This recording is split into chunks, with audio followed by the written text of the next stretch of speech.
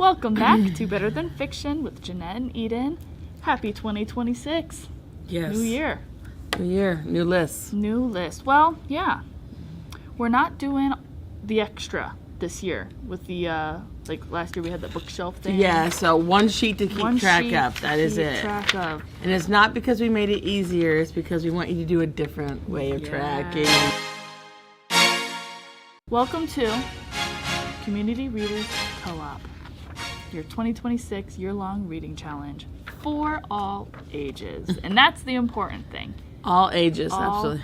ages, not just kids, not just adults. We want everyone to participate with our reading group this year. We do, because, you know, if you look at the reading statistics nationally, they're really sad. And for adults, they're even worse than for, like, the small children or elementary school.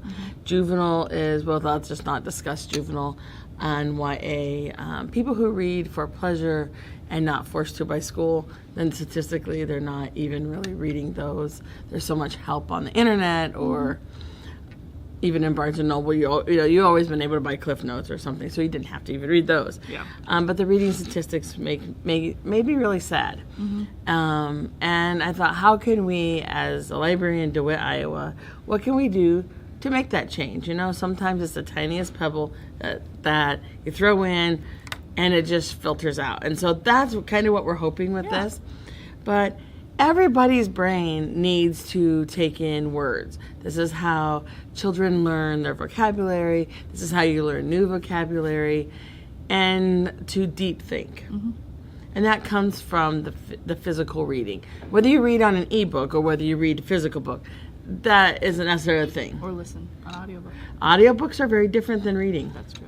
And so they're all reading, but you do different skill sets. Yes, that's true. Very different skill sets. But yes, Eden's absolutely correct. Listen to audiobooks. Absolutely. We don't care. What we care about is your reading. And that maybe DeWitt will help those reading statistics, and others will see the importance of reading, because that has unfortunately kind of dipped as we move to more and more technology. And the problem is that a lot of kids read very small, very snippets. And those of us who read quick things on the internet, that's called a snippet. And what that does for your brain, or actually what it doesn't do for your brain, is allow deep thought. And it doesn't allow your brain to fully and process enough stuff that's important for us to then have this discussion. Right. Everyone loves stickers. So every 20 minutes, you read, you put a sticker on that day. Yeah, easy. It's really simple. Yeah. We know that we were closed, and we are just announcing it today. So, you know, we're giving you some leeway. Yes. Yeah. Giving you some leeway in January. But if you fill out your sheet, guess what? You get this coolest button. There is a button a month to collect. You can collect all 12 buttons. And each button is different. They are different. They are not the per month, same. yeah. I don't know if you can zoom in on this later, Eden, or not, but it is the cutest little chick reading her book. Yeah.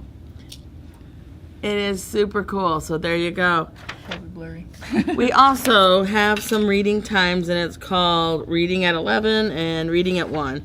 But these are times that sometimes we like to silently read, but we need a little motivation. We have scheduled motivational moments. Yeah.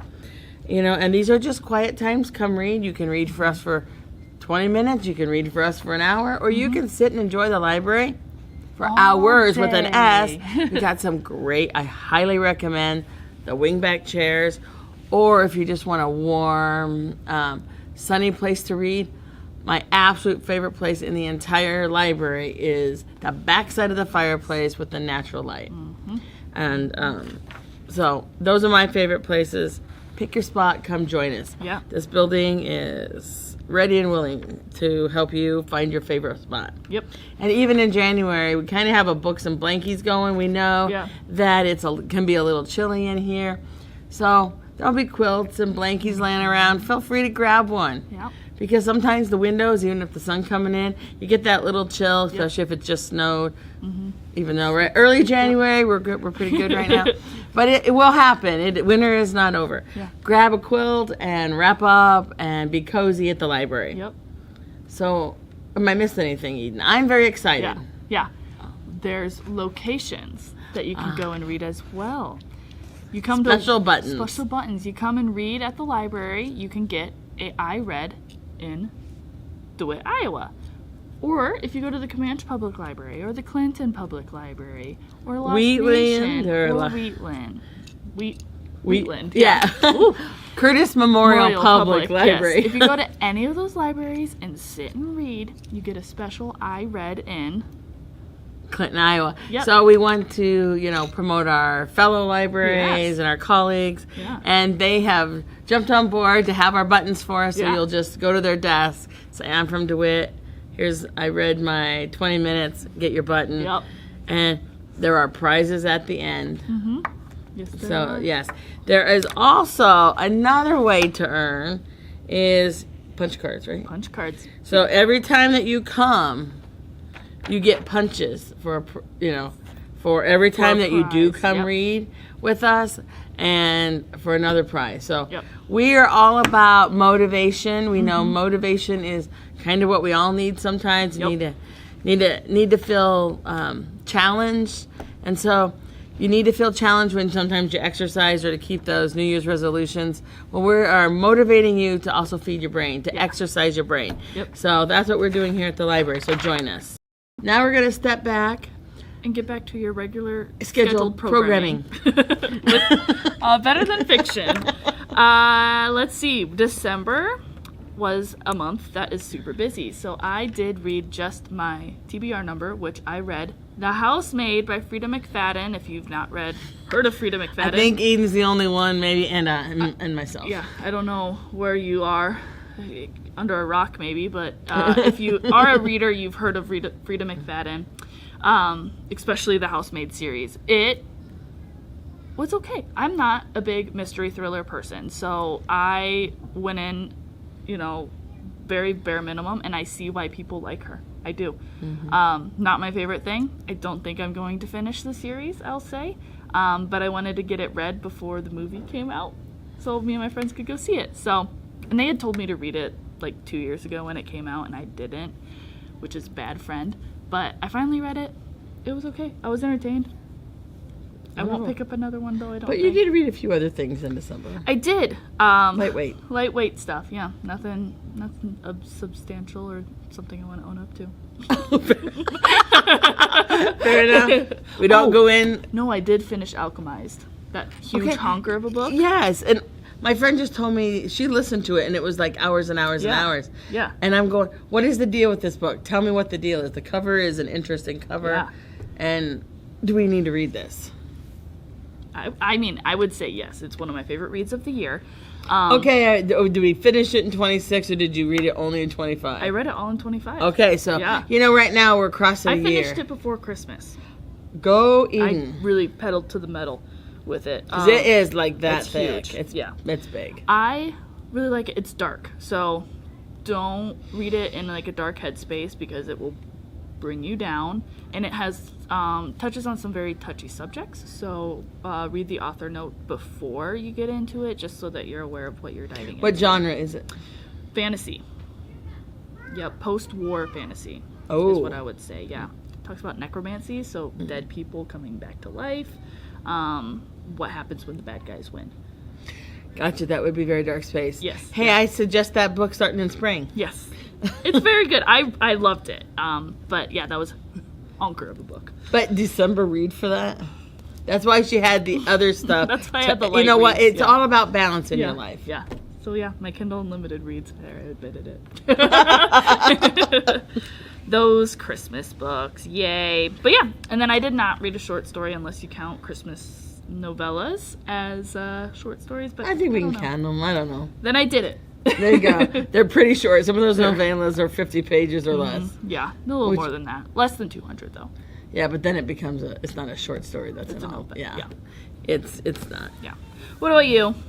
I was very happy. I read a lot more in December. At the end of December, I think early we were too busy, and then all of a sudden I had some downtime, and I just kind of read a bunch. I read The Memory Palace, short stories of the past.